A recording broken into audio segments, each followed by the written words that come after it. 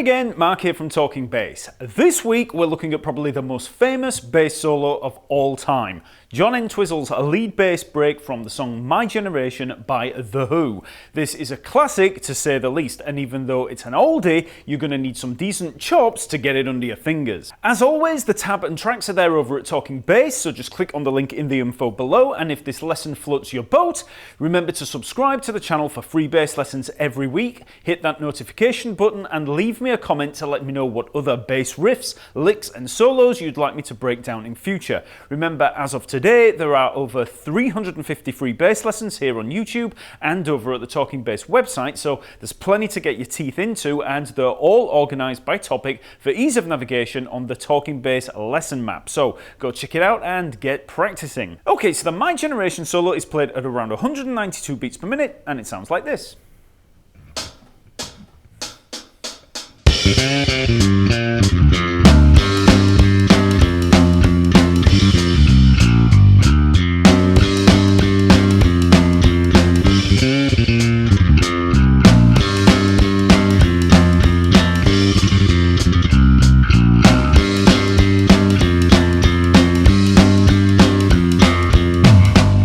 Now, as I said at the start, this solo is a classic from one of the most famous songs in history, and you would think it would be pretty simple considering how early it was recorded in the development of the instrument.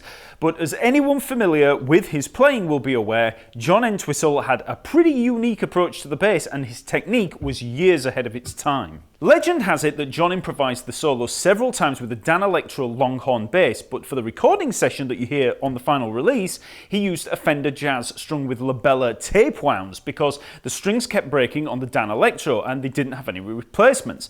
This is pretty ironic considering John Entwistle is known as a key figure in the development of round wound strings. My Generation is his most famous bass break and he's using tape wounds. So first of all, let's break down the notes in here and then I'll give you a few tips on getting it under your fingers. Now the bass solo is very much based around a G pentatonic, G blues scale, and we have 4 lines to learn. The first break sounds like this. Okay, so we begin on a G, open G there, then we have this little line here. So we have this little bend on the C there, 5th fret of the G string. We bend up, half step bend. And then we play the C again at the 5th fret of the G string. And then we come down B flat and G, 3rd fret G string, 5th fret on the D string. So, okay. Then back up to the B flat, 3rd fret of the G string. And then we have this little descending pentatonic line. So G, F, D. So 5th, 3rd fret on the D string and then 5th fret on the A string. And then the F, 3rd fret of the D string again, and then finishing on the D, 5th fret of the A string. So, and that's that first line.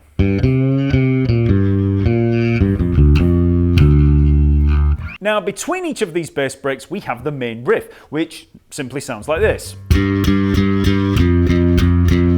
Okay, so it's just 4 hits on the G, 5th fret of the D string, and then 4 hits on the F at the 3rd fret of the D string. Okay, so this is in 4/4. We've just got basic quarter notes. So 1, 2, 3, 4, 1, 2, 3, 4. And that's it. For the second break, we have the following. Okay, so again, it's all G blues scale. We start at the G, 5th fret of the D string, and we have these 3 hits here. So we've just got this little flurry, which I'll talk about later. Then we come down F and D, 3rd fret D string, 5th fret A string. Then C and B flat, 3rd fret on the A string, and then you can either play 1st fret on the A string, which I sometimes do, or you can play the 6th fret of the E string. If you hit that B flat there on the E string, it's actually in a much easier position to come up, but either way it doesn't really matter. Then we're down at the G, 3rd fret of the E string, and then we have, so we've got C, hammer onto the D, 3rd fret to the 5th fret on the A string, and then this little chromatic approach, F, F sharp, and back up to the G there, 3rd fret, 4th fret on the D string, and we're back. So,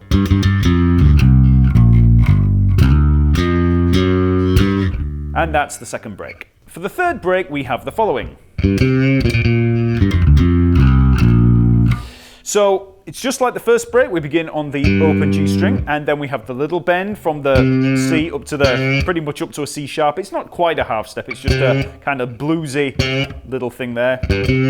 And then we've got the B flat there at the 3rd fret of the G string, played 3 times. Okay, so a little bit of a different rhythm. Okay. Then we've got our little descending flurry again of G, F, D, 5th, 3rd fret on the D string, and then the 5th fret on the A string, and then back up to the F at the 3rd fret of the D string. Okay, so just as in the first break. Then we come down, D flat down to the C, nice little bluesy slide there, little grace note. 4th to the 3rd fret on the A string, then the B flat at the 1st fret of the A string. So we've got, and then we're back to the main riff again.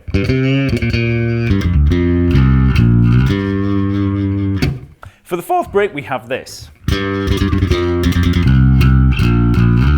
Okay, so we begin again, G, 5th fret of the D string, and we have this rhythm.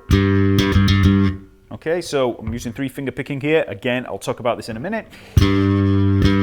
So it's pretty much quarter note and then 4 16th notes. Then down to the F, and we have the same thing.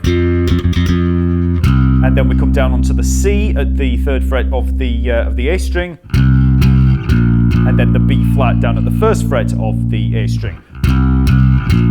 Just 2 notes on each. So.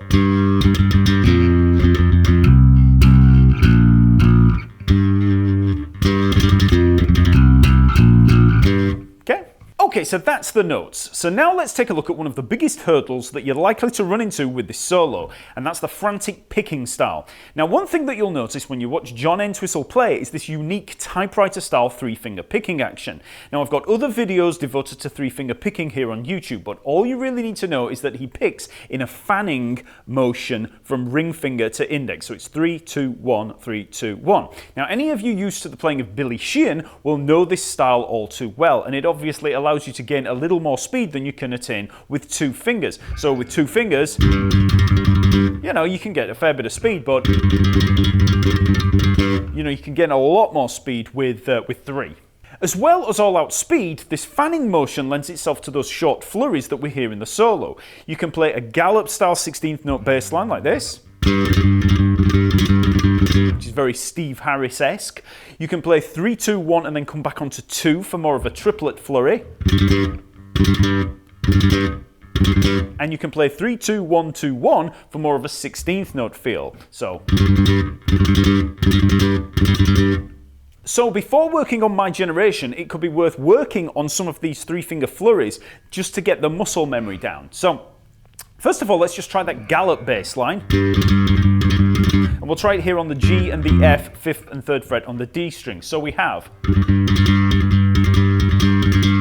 okay, so it's the 16th note, 2 16th notes and an 8th note there. So I've got 3, 2, 1, 3, 2, 1, 3, 2, 1. So ring, middle, index, okay? Just try it on one note to begin with on that G.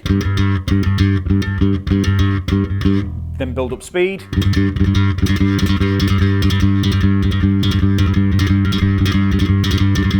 Okay, and then you can move between the G and the F.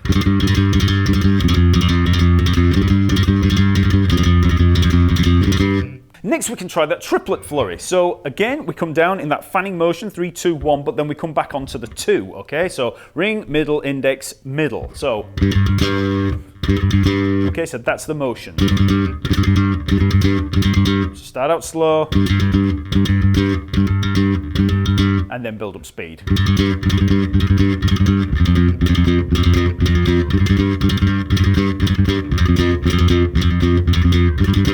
Finally, let's try something a little harder in the shape of that 16th note flurry. So for this we have 3, 2, 1, 2, 1. Okay, so.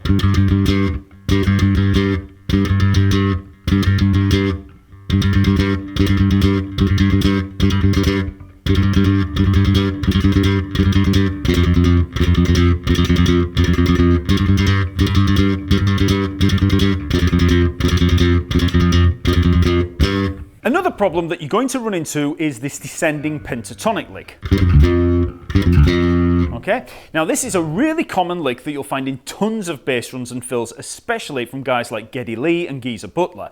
So if we play an example of this lick here on the G, F and D, we have G, F, D, 5th fret, 3rd fret D string and 5th fret on the A string. So this is the same one that we had in the My Generation solo.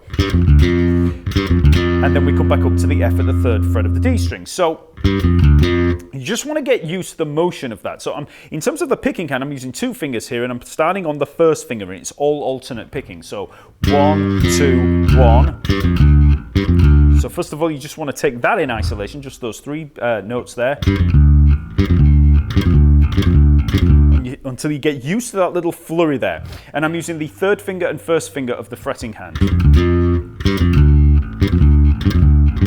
So there, it's just getting used to that motion. And then you can come back up with the 2nd finger of the picking hand for the F. So again, start out really slow. And then just gradually build up speed. Okay? So now let's work back through our My Generation breaks. So for the first line, we have this small half-step bend, which is very much a blues guitar technique.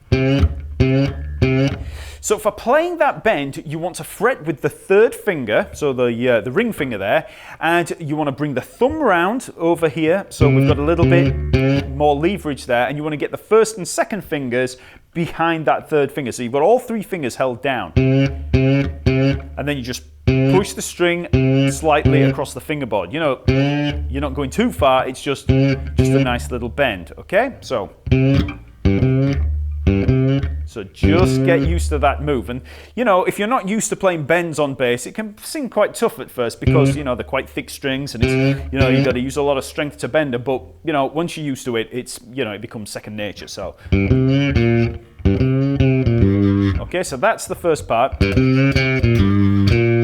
Then we have that descending pentatonic line that we just practiced. So, okay, so now you've practiced that line in isolation. That line should seem a little bit easier. For the second break, we start with one of those 3-finger flurries. Okay, so it's on the G there, and so if you think back to the exercises we just played, the 3, 2, 1, 2, we've got that here. So 3, 2, 1 on the G, and then 2nd finger for the F. So, and the rest of it's all straightforward. For the third break, we've got our bend again, and then we have the 3-finger flurry there on the B flat of the 3rd fret. So, okay, and this time it's not we don't have any of those longer flurries. It's just 3 notes, 3, 2, 1. That's all. Then, of course, we've got our little descending pentatonic line again that we've practiced already. So, and then the rest of it's straightforward. So, finally, for the fourth break, we've got some more of the 3-finger picking with that tougher 16th note line that sounds like this.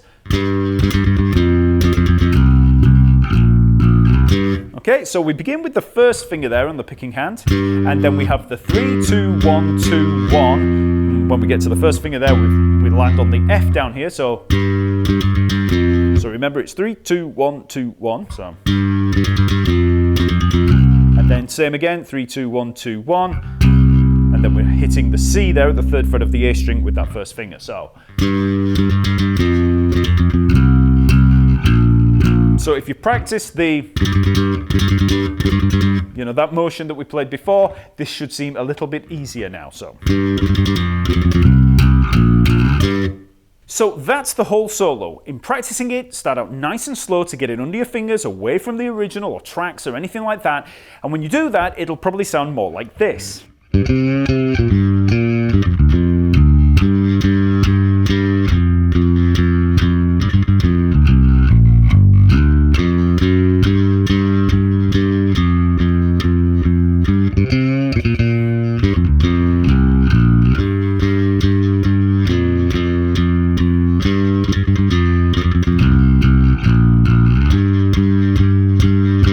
Finally, once you have it down under your fingers, you can try with the original or the track over at Talking Bass, which sounds like this.